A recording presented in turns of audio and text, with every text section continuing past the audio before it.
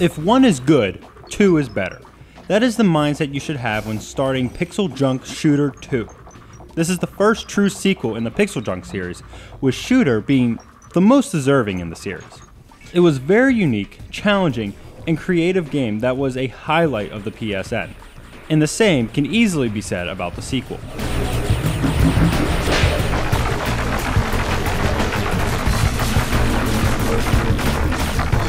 Taking place directly following the events of the first Shooter game, your subterranean ship and all the miners that you have rescued are swallowed up by a gigantic beast.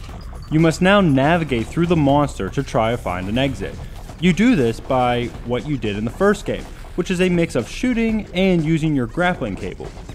But while the first game had a geological feel, this time, since you are inside a creature, it has a more organic feel. This change mixes up the gameplay considerably.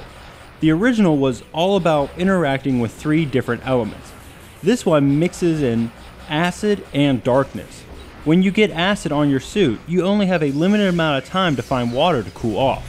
It can also appear in a gaseous form, requiring you to swing through the levels with your grappling cable. And the darkness levels require you to carry a light through the stages. Both these aspects feel very natural and fit in well with the other established elements.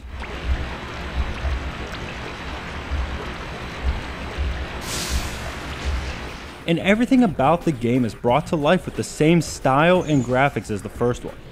The areas look amazing, with bright and vivid colors that fill the screen, and some of the most impressive fluid dynamics I've seen since, well, the first PixelJunk Shooter.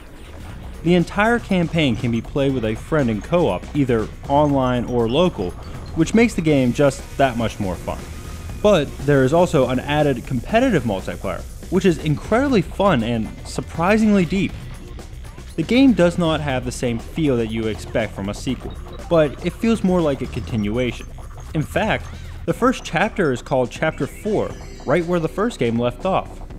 Because of this, some people could be turned off by the fact that they might see this as simply more of the same.